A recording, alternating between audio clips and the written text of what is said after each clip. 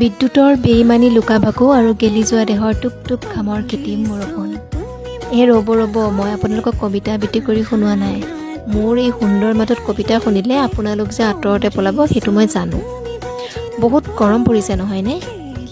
আৰু এই গৰমত সকলোৱে যে শ্বিলঙৰ মজা লৈ আছে সেইটো মই জানো। কিন্তু কিছুমান এনেকুৱা আছে যে সেই মজা ল'ব পৰা নাই, তেনেকৈ মই সেইকাৰণে ভাবিলোঁ ওচৰতে ক'ৰবাত ওলাই যাওঁ। এয়া দেখিছে নহয় ইমান ধুনীয়া এটা ভিউ সোমাই আহিয়েই। আচলতে মই এইফালে আগতে এদিন আহিছিলোঁ, কিন্তু আজি যিহেতু আকৌ এটা সুবিধা পালোঁ, নাহিনো কিয় থাকোঁ। এই যে দলংখন দেখিছে, এই নদীখনতে বোলে এই শ্বাহৰুখ খানৰ কয়লা মুভিখনৰ বোলে শ্বুটিং হৈছিল। মই পিছে কথাটো আজিহে গম পালোঁ। আৰু এইফালে দিয়ে মই আহি আছোঁ পিপি লৈ। এই গেটখনেদি সোমাই গৈয়ে আমি আমাৰ লক্ষ্য স্থান পামগৈ, য'ত নেকি আমি অকণমান ঠাণ্ডা এটা পৰিৱেশ বিচাৰি আহিছোঁ। আৰু আজি যিহেতু ছানডে আছিল, গতিকে ইয়াত মানুহৰ সমাগম বহুতেই বেছি।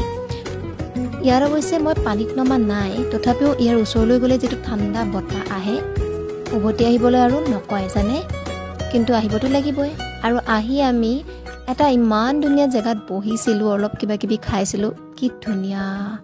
ইয়াত একদম মন জোৰ পৰি গৈছিল।